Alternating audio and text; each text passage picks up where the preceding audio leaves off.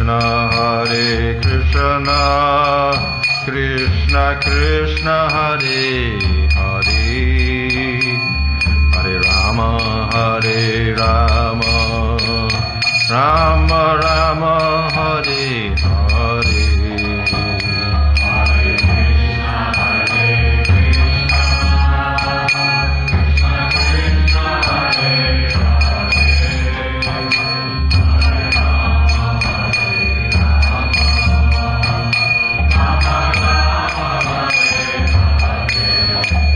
Hare Krishna, Hare Krishna, Krishna Krishna, Hare Hare, Hare Rama, Hare Rama, Rama Rama, Hare Hare. Hare Krishna, Hare Krishna, Krishna Krishna, Hare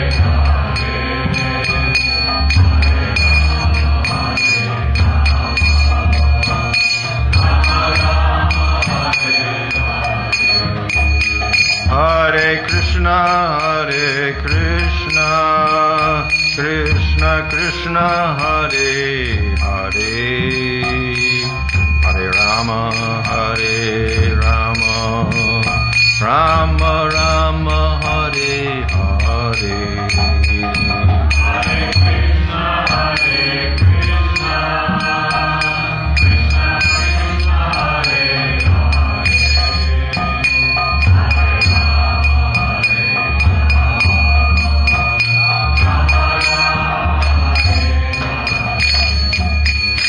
Hare Krishna, Hare Krishna, Krishna Krishna, Hare Hare, Hare Rama, Hare Rama, Rama Rama, Hare Hare.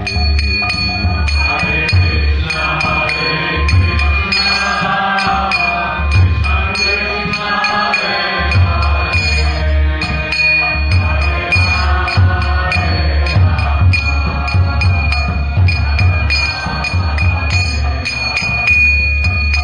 Hare Krishna, Hare Krishna, Krishna Krishna, Hare Hare, Hare Rama, Hare Rama, Rama Rama, Hare Hare.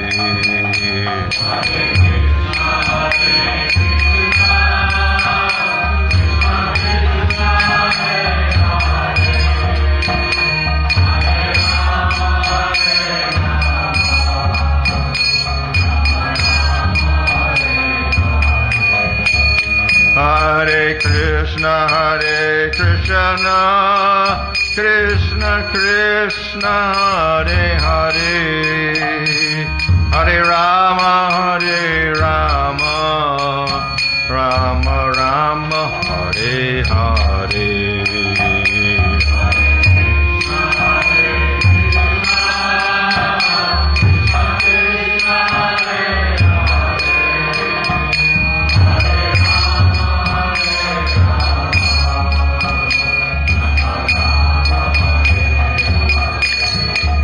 Jaya Prabhupada, Prabhupada, Prabhupada, Jaya Prabhupada, Jaya Prabhupada,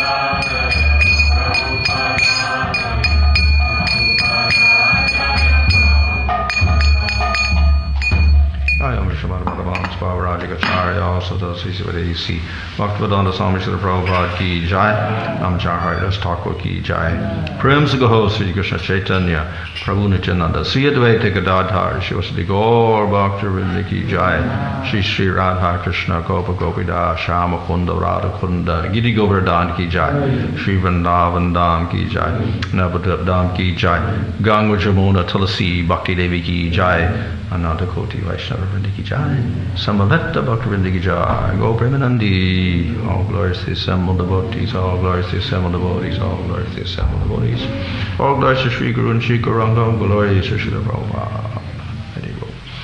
Namo Vishnu Padaya Krishna Prasthaya Bhutadeshi Mate Bhaktivedanta Swami Niti Namane Namaste Saraswati Devi Gauravani Pracharane Nirvashesha Shunyavani Paschatya Desha Tadane Shri Krishna Chaitanya Prabhu Nityananda Sri Advaita Gadadhara Shivasati Gaur Bhaktivinoda Hare Krishna Krishna Krishna Hare Hare Hare Rama Rama Rama Hare Hare.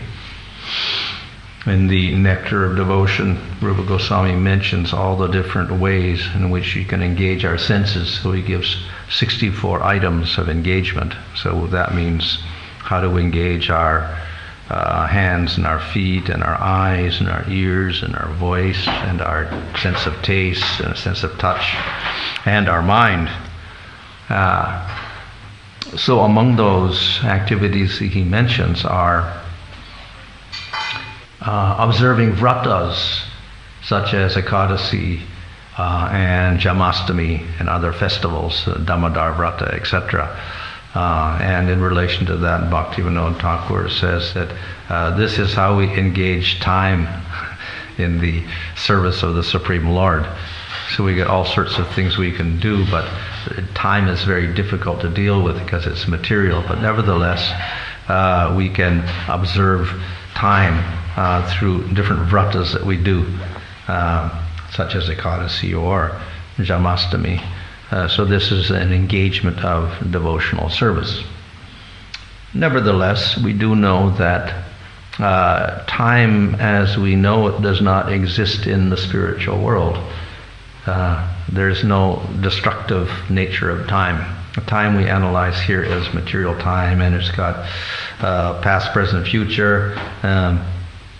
Once a moment has passed, you cannot go backwards and get it back again. Things move through time, and then they die. We have birth and death, and in between we have some life. And this is the nature of the material world, and it's eternal, and it goes on, and it's a constituent of Maya in the material world, this time. So how do we deal with it, spiritually speaking? So we do have time in the spiritual world also, but it's quite different. So we have a day and a night. Krishna gets up in the morning, he goes to bed at night, whatever. And actions take place through time. We have the Leelas of Krishna. They have a beginning and an end. It's action that goes through time. But it is not material time. It is quite different. It is non-destructive. And in fact, it's useful for creating bliss in the spiritual world. So the time here is quite different. But the Supreme Lord appears within this material world. So immediately he does that, it looks as if he's subject to time, because he has to enter in at a certain point in time into the material world. So, as I said previously, in the cycle of time, 28th Yuga cycle of Vaivasata Manvantara, the 7th part of the day of Brahma, in the 28th cycle, at the end of Dwapara Yuga, just before Kali Yuga begins, then Krishna appears. So he's entering into material time, which has, we can say, there's a birth and there's a beginning and there's an end when he disappears. So then it looks as if Krishna's become material because he has a beginning and an end. It looks like he's got a birth. We see that he comes out of a mother. He comes out of Yasoda. He comes out of Devaki. So it looks like he's born even. But we see in the Bhagavatam, and of course as I presented it earlier, Krishna was not born in a normal way. He entered the mind or the heart of Nanda, and then he was transferred to the heart of Yasoda. And similarly with Vasudeva, Krishna entered the heart of Vasudeva and was transferred into the heart of Devaki. So it's not a normal birth. And we also know that if Krishna comes into this material world, he does so because he chooses to do it.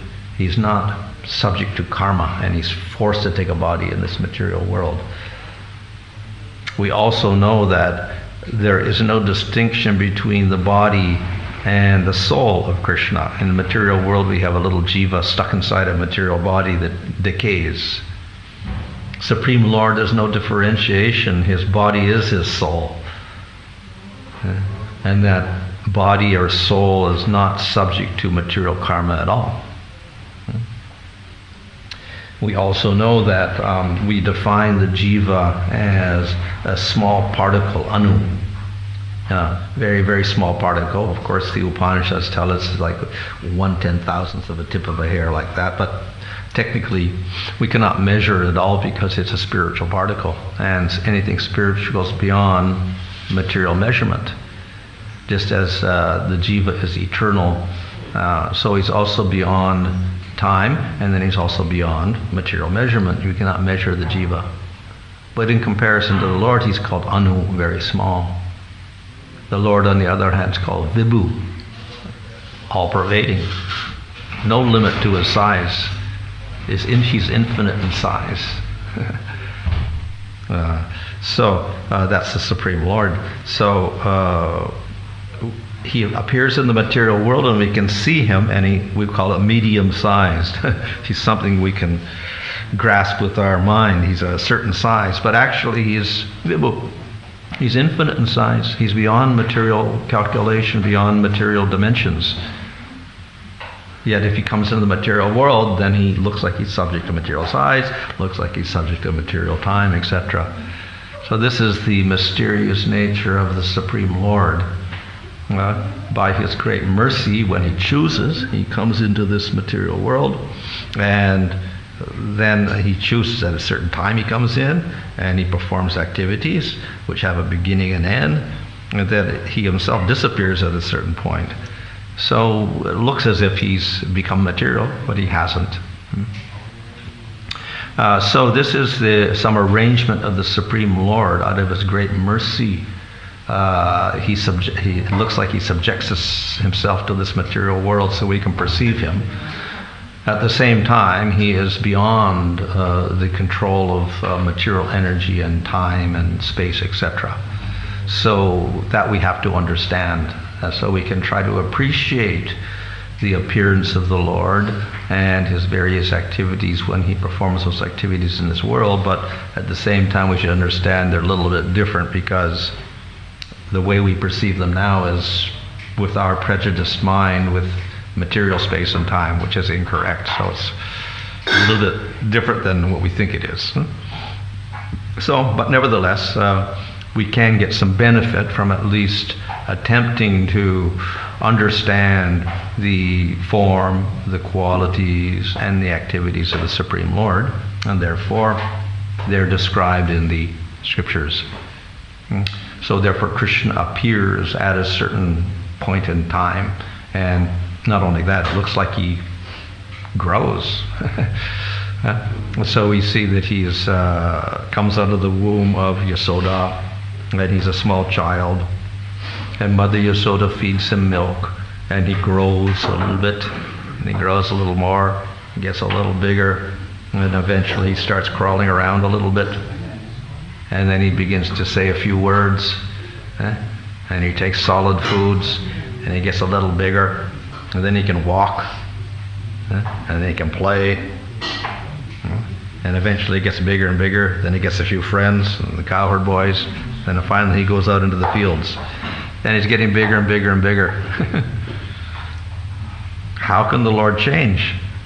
If he's eternal in the spiritual world, one age, one size, in the material world, suddenly he's growing like this. So this is puzzling to many people, and for that reason very difficult to really conceive of this, what is called the avatar, or the appearance of the Lord in the material world, how he can change like this. But we see that actually Krishna is divided into three periods. A very little period, it's Kaumara period, when he's very small, up until 5 years old. Then from 5 to 8, he goes through a period called Poganda, where he's a little bit older, and he makes friends with the cowherd boys. And then he goes into Kashore age after 8 to 12, And that's when he has his association with the gopis. So he has 3 distinct ages actually he goes through. But the scriptures say after he gets to that Kaishore age, then he doesn't age after that. That's his eternal age. And he goes to Mathura and he goes to Dwarka, he's still that age. And when he disappears, he's still that age. And when he's in the spiritual world, he's also that age. So it appears there's a little difference between the spiritual world and when the Lord comes into this material world. In the spiritual world, there's no age, no birth. He's just this one age, 8 to 12 years old. Comes in the material world, suddenly he's changing. He's a little baby and he gets bigger and bigger and bigger, just like a normal child. Because of this appearance, people get confused and then they think, oh, he is just a material living entity like us. He's growing, getting old, dies, disappears like us. So that's why Bhagavad Gita says, the fools, they think that I'm material, that I'm a regular human being and I'm just a regular person. They don't know my real nature.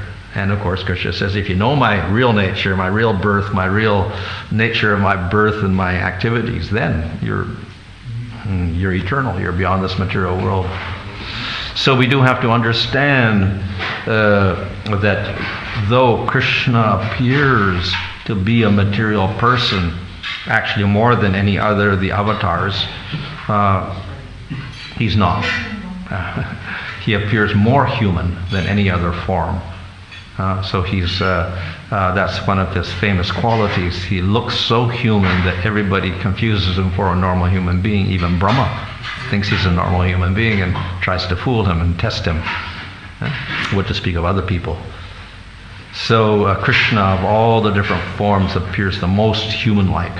If we have a person like Nrsimhadev, obviously he doesn't look normal because he's half lion and half man. Big ferocious form. Or even Varaha. Varaha is born out of the nostril of Brahma, and suddenly he's a little boar like this, and he grows to a huge size, and he's dancing in the clouds. So it's not a normal type of entity. And so the Devatas immediately recognize, this is the Supreme Lord. When Krishna appears, there's a little confusion. Yasoda and Nanda think, he's not the Supreme Lord, he's our son. And everybody in Vrindavan thinks, Krishna's my son, he's our son. He's born to Nanda Maharaj, he's our cowherd boy, he's ours. And they don't think of him as Supreme Lord at all. And then the demons see him, think, oh yeah, he's just a normal human being also. And they try to kill him, and they can't kill him. So Krishna is quite different from the other forms of the Lord. Of course, Ramchandra is very human-like also, but he shows his powers so much that everybody understands he's Supreme Lord. But Krishna often hides his powers, so he looks very, very human. But in spite of that, he is always Supreme Lord. So by his great mercy, he manifests this particular form. And we see that when he's that small child in the arms of Mother Yasoda, Mother Yasoda has very strong affection for Krishna because he is helpless and unprotected as a small child. So this gives rise to a very strong parental affection, Vatsalya Rasa. And in fact, this is very special. In the spiritual world, Krishna is always Kaishar age. So Mother Yasoda there never sees Krishna as a small baby. But when Krishna is in the material world, then Mother Yasoda has Krishna as her small child. So it is said that first few years of life, first 5 years from birth to 5 years old, that is the ideal age for expressing Vatsalya Rasa. So Nanda and Yasoda feel most blissful when they have Krishna in that small form, where they think of him as helpless and they take care of him in all ways. In the spiritual world, he's Kaishore age. When he's in the material world, then he's this very small age. So the intensity of the love is very, very great there. When Krishna reaches 5 years old, then he's a little bigger, and he's given some independence. He's given the calves, and he goes out into the fields with the cowherd boys. And he establishes Sakyarasa with all the cowherd boys. So that's called Poganda age.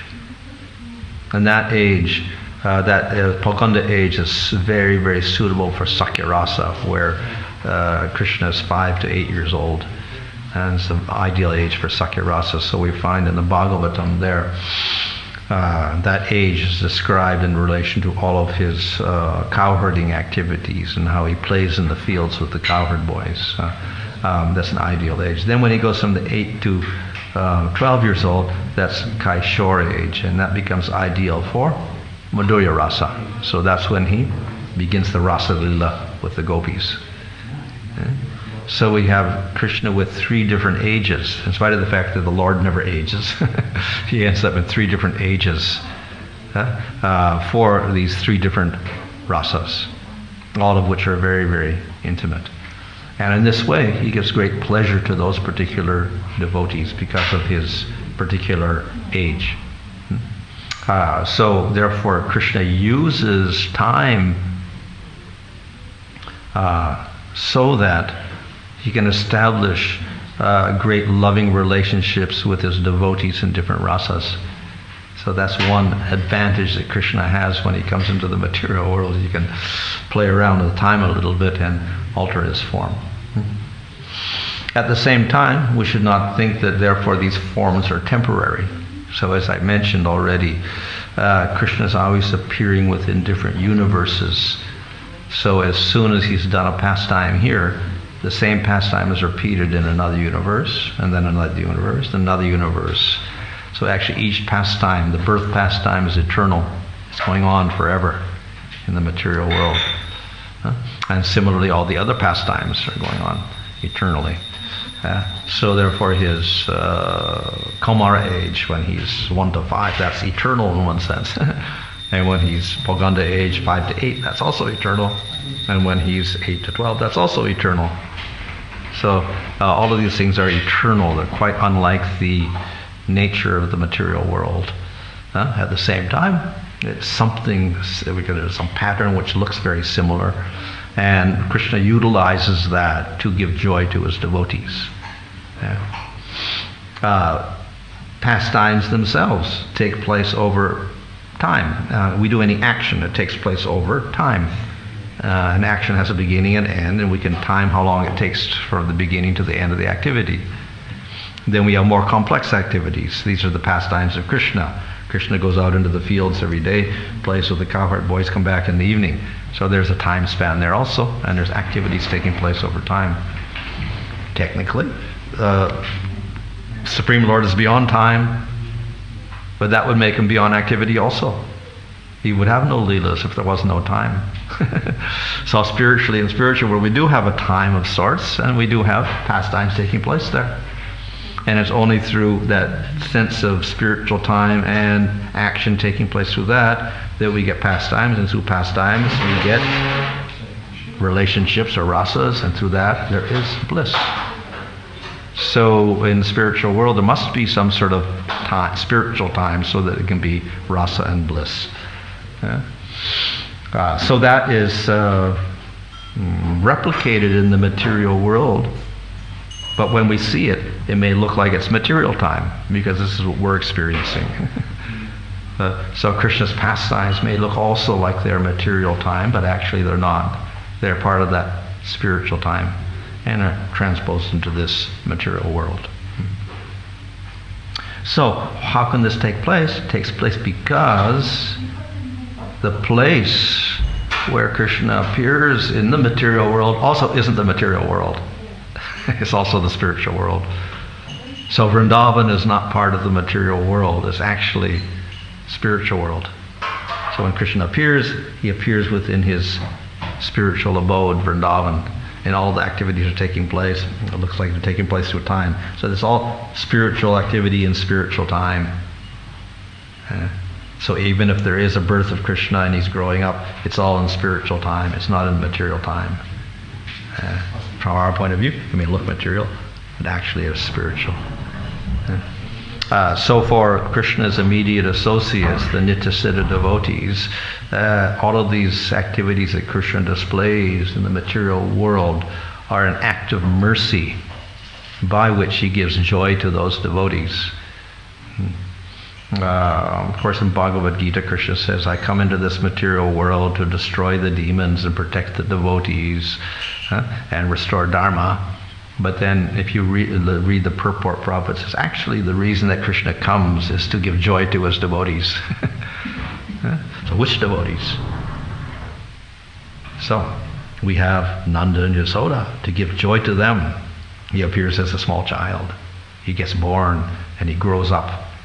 And the Nanda and Yasoda and the elder cowherd people, they get intense joy from seeing Krishna in that small form gradually growing up. So that's why Krishna appears in the material world, to give joy to his eternal devotees. Of course, he also comes to give happiness to those devotees who are not Nityasiddhas, who are in the material world, but are aspiring for the spiritual world. So to encourage them, the Lord also comes, because they can understand that his activities and his form are not material. They can also begin to appreciate those pastimes. So from our point of view, yes, that's how we take these things. We have descriptions in the Bhagavatam of all the different activities of Krishna. So because we are still conditioned by material time and space, we are bound to project our own material conclusions upon the pastimes, etc. But at the same time, because we have faith and we're practicing bhakti, we can to some degree understand their spiritual nature and begin to appreciate them. So hearing these pastimes of Krishna and thinking of them, meditating upon them, help us to advance, help us to come closer to realizing their very nature as spiritual activities. So therefore, when we celebrate the birth, the appearance days of Krishna or Ramchandra or Nrsimhadev or Balaram or Radharani, these are chances for us to go beyond our material conception of time and understand their appearance is actually part of spiritual time, and all the activities they do are eternal, not subject to anything in this material world. So that is the basic conception. We see that in the case of Krishna, when he appeared, I explained previously that he had two appearances in one sense. He was the son of Nanda and Yasoda with two arms, very human. And he was the son of Vasudeva and Devaki with four arms, a Vishnu form. Also spiritual, but a little bit different. So according to the intensity and quality of the love, Krishna appears in different forms. So what was different about Vasudeva and Devaki and Nanda and Yasoda? So Nanda and Yasoda, they wanted just to have a child, Krishna. Vasudeva and Devaki, if we see their previous sadhanas, and there's described how they went through 3 lifetimes and they were doing austerities and this and that and they were like that. So and to get the Lord as their child 3 times. So they desired the Lord as their son. And so when Krishna appeared, he appeared with 4 arms. Yes, we know this is Supreme Lord. They could understand that. And they also appreciated that. Nanda and Yasoda, on the other hand, don't really care about seeing the powers of the Supreme Lord at all. When they see Krishna, they think of him only as their son. And because of that strong feeling of possessiveness for Krishna as their son, then Krishna took that 2-arm form. And he acted only as their son and nothing else. So according to the different types of attachment that we may have to the Lord will manifest his form. So for the devotees of Krishna in general,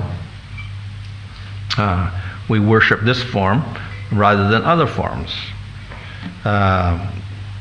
Some people, of course, prefer those forms. Some people are worshippers of Vishnu. Some people are worshipper of Ramchandra or Nrsimhadev.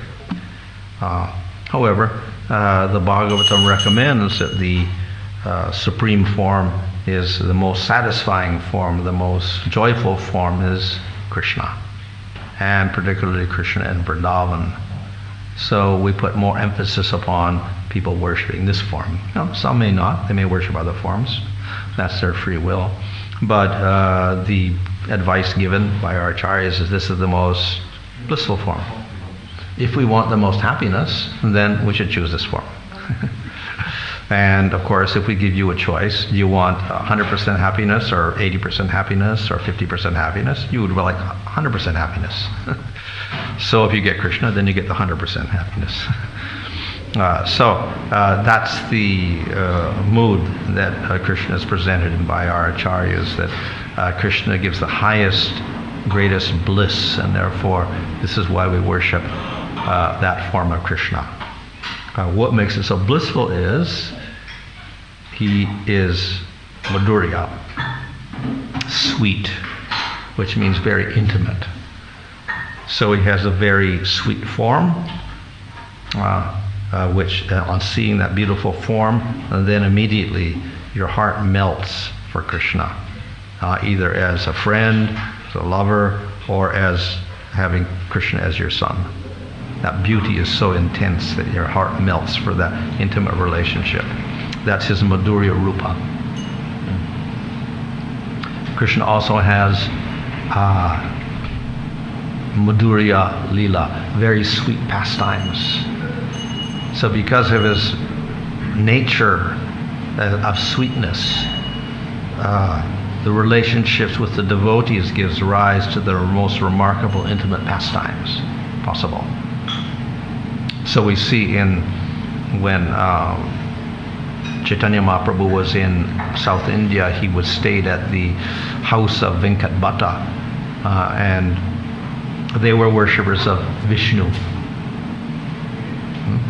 And Lord Chaitanya was worshipping Krishna. So they would try to persuade him, no, but Vishnu is supreme, in Vaikuntha he's the best, whatever like that. And then Lord Chaitanya said, no, Vishnu is better than that. So then he just said, well, look, I can show you how Krishna is superior. When Krishna has the Ras Leela, Lakshmi also gets attracted. Lakshmi is the chaste wife of Vishnu. But when Krishna has pastime of Rasa Leela, then Lakshmi is so astonished. She gets attracted, and she thinks, I have to join this Rasa dance with Krishna, in spite of having Vishnu as husband. So why she does that? Why she does that? It's because Krishna is more attractive to everyone, even Lakshmi. So that's what he said, and they couldn't answer. But he didn't force the issue then. So anyway, Krishna has these remarkable pastimes with his devotees. So in Madhurya Rasa, we get the Rasa Leela, which is the center of the Bhagavatam. And for the childhood pastimes, we get the Damodar Leela, where Krishna gets tied up by Mother Yasoda, and Mother Yasoda chases Krishna with a stick. So that's a remarkable pastime that is not in any way duplicated by any other form of the Supreme Lord, where Krishna gets tied up. So in this way we get these very intimate pastimes of Krishna with his devotees. That gives rise to great bliss in the devotees who are participating in the pastimes. It also gives a very great bliss to the devotees who are hearing the pastimes. So this Madhurya aspect of Krishna is very, very wonderful, and therefore we worship this form of Krishna.